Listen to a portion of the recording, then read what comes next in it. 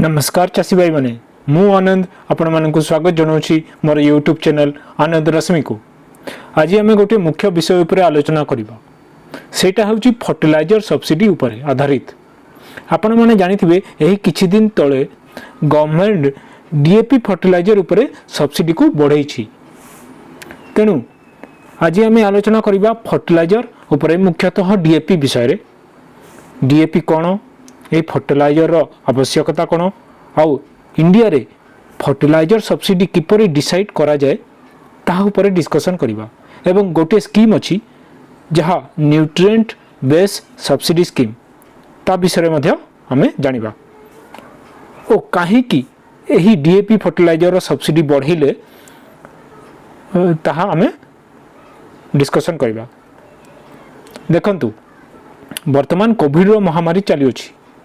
एही परिस्थिति रे बहु गुड़िए जिनिस रो दाम मध्य बढ़ी जाइछि, जेमितिका पेट्रोल, डीजेल, खाइबा तेल, एपरिकी डीएपी रो प्राइस मध्य बढ़ीछि। किंतु आमे आउ मध्य अन्यान्य फैक्टर उपरे आलोचना करिबा जहा पई आज सरकार को एही निष्पत्ति नेबाकू पड़िला।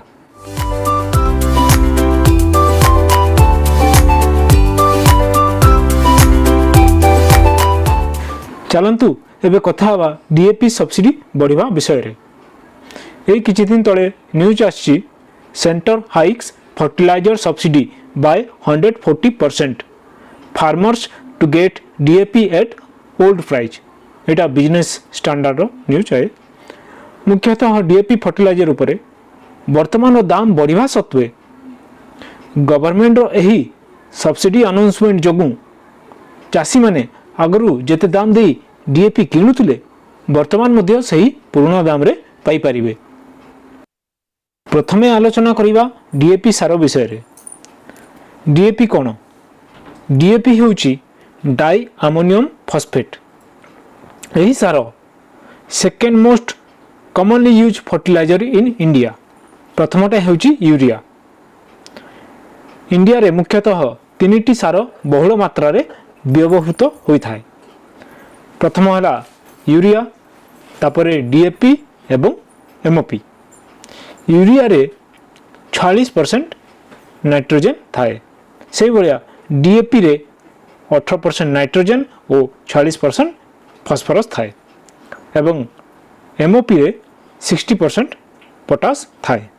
यह व्यतीत कॉम्बिनेशन फर्टिलाइजर मध्य मिल थाए, जहाँ को आम कॉम्प्लेक्स फर्टिलाइजर कहू, जमतीका आमर 20 013 10 26 26 इत्यादि इत्यादि। डीएपी ता तैयारी हुए आमर अमोनिया और फॉस्फोरिक एसिड को कंट्रोल कंडीशन रे रिएक्शन करिकी फर्टिलाइजर प्लांट रे। डीएपी केबे और काहे की व्यवहार करा जाए? साधारणतः चासी माने एही सार को बिहन बुणिबा पूर्वरु व्यवहार करिथांती। एही सार को बिहन बुणिबा परे जेमिति प्रथम और द्वितीय कुड़ा खुसा बेलकू देले ताहा काम करि न थाए। तेणु एही सार को सबु बिहन बुणिबा पूर्वरु दिया जाए। तेणु याकू बासल डोज रे हमें व्यवहार करिथाउ। एही डीएपी सार गछर चेर वृद्धि करिबारे मुख्यतः सहाय्य करिथाए। चलंतु एबे आलोचना करिबा सब्सिडी स्कीम विषय रे ओ फर्टिलाइजर सब्सिडी रेट विषय रे। इंडिया रे मुख्यतः न्यूट्रिएंट बेस सब्सिडी बा एनबीएस स्कीम लागू अछि। एही अनुसार प्रत्येक न्यूट्रिएंट उपरे पर केजी हिसाब रे सरकार सब्सिडी देथांती, किंतु यूरिया सार उपरे यह लागू होई न थाए।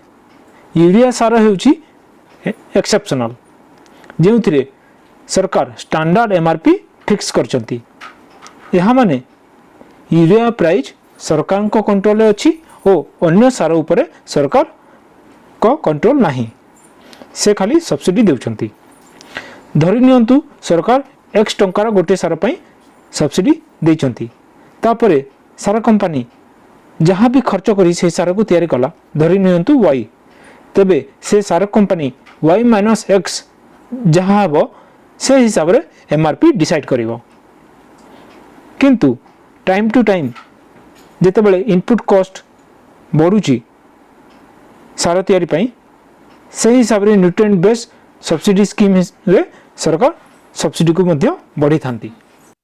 जेमितिका 2020-21 फाइनेंशियल ईयर रे government nutrient based subsidy scheme रे पर केजी न्यूट्रिएंट हिसाब रे यही निम्नलिखित सब्सिडी रेट धार्य करछंती।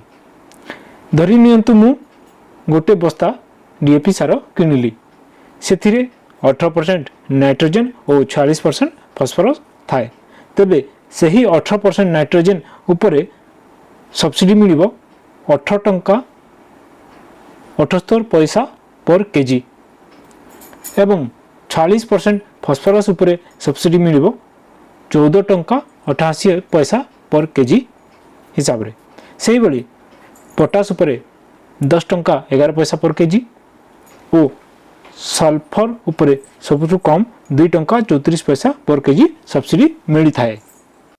जदि आमे एही रेट को नेबा ओ डीएपी रो सब्सिडी कैलकुलेशन करिबा तेबे आमे जानि परिबा केते सब्सिडी मिलुची डीएपी सार उपरे एही 2020-21 फाइनेंशियल ईयर हिसाब रे।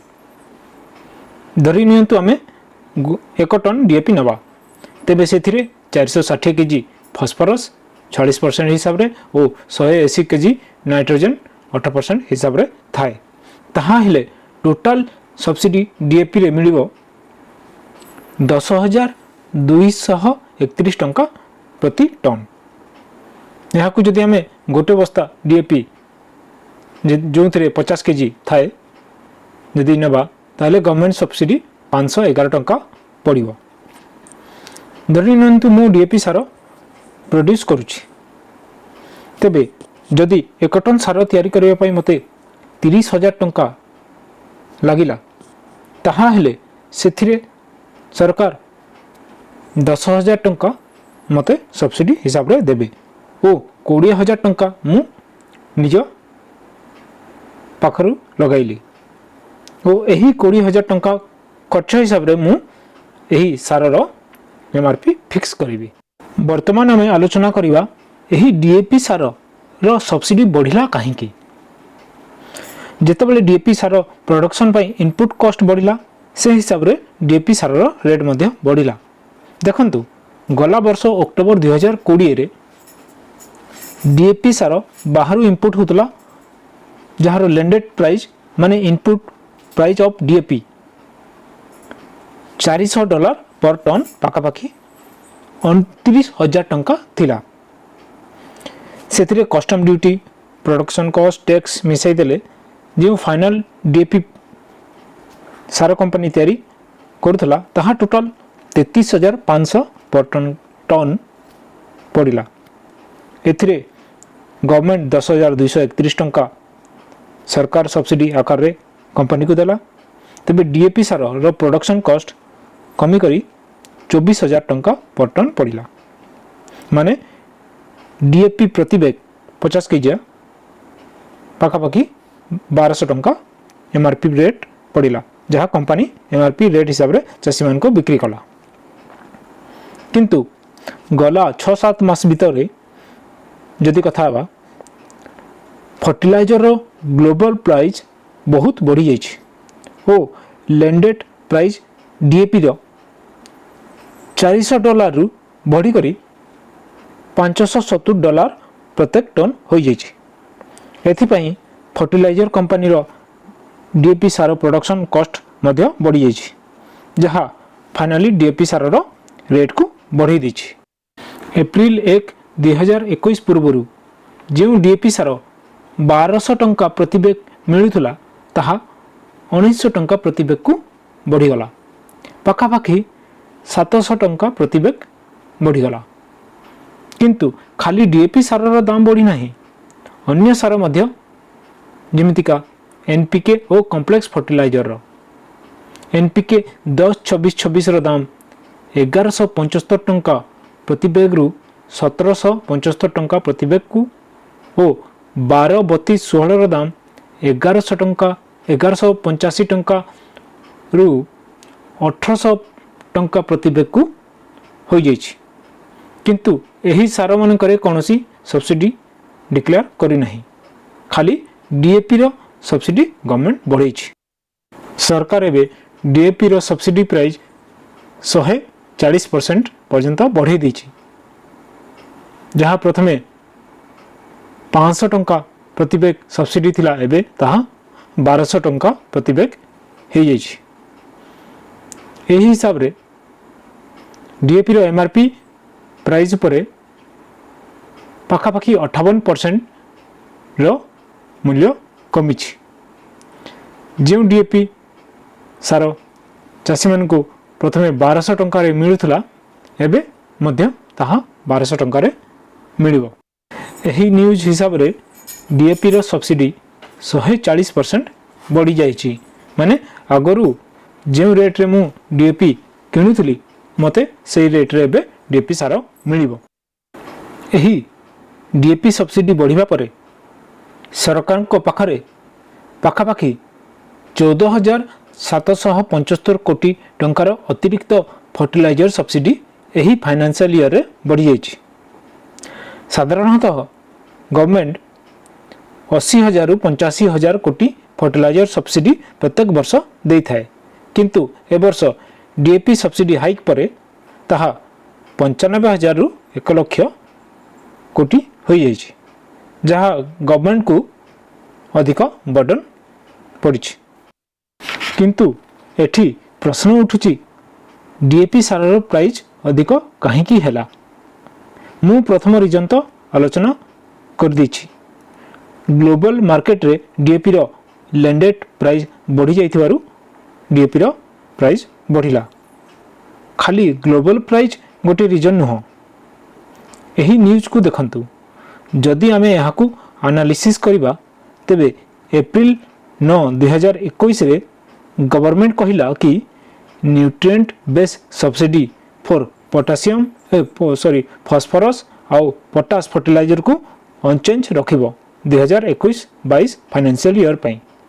किंतु 9 दिन पूर्वरु 1 एप्रिल रे जे फर्टिलाइजर कंपनी अछंती से माने डीएपी रो रेट 1200 प्रति बैग रु 1900 प्रति बैग को बढ़ाई देथिले। प्रश्न उठुची एमिति कौन है जे 10 दिन परे गवर्नमेंट डीएपी रो सब्सिडी बा फॉस्फोरस रो न्यूट्रिएंट बेस सब्सिडी बढ़ाई देले, किंतु काहे की बढ़ेले सब्सिडी?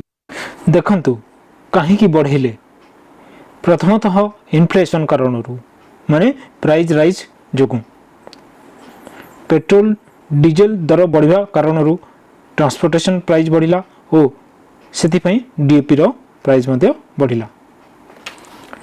द्वितीय हेउची फार्मर्स प्रोटेस्ट, जहाँ एबे चालू अछि, जो 3टा एग्रीकल्चर लॉ कारणरू सरकार जो आनिथिले 6 मास पूर्वरू। तृतीय हेउची कोविड-19 महामारी जोगु एबे खरीफ सीजन आरंभ हो जाइछि और कोविड रो द्वितीय वेब जोगु एबे लॉकडाउन लगी सारलानी और एही लॉकडाउन कारणरू सब जिंस रो रेट मध्य बढ़ी जाइछि। किंतु एबे खरीफ क्रॉप सोइंग आरंभ हो जिवो एवं चाषी को डीएपी रो दरकार हबो। चाषी रो प्रॉब्लम मध्य एथिपई बढ़ी जिवो। तेनु गवर्नमेंट चाहू नाहंती जे फार्मर प्रोटेस्ट मध्यरे आउ गोटे डीएपी प्राइस हाइक रो इश्यू क्रिएट हो जाउ बोली। तेनु गवर्नमेंट डीएपी रो सब्सिडी को एबे 140% को बढ़ी दीछि और आगरु जे रेट रे डीएपी चाषी मान को मिलुतला ताहा एबे मध्य सही पुराना रेट रे मिलिबो। That's it from my side. Thank you for watching.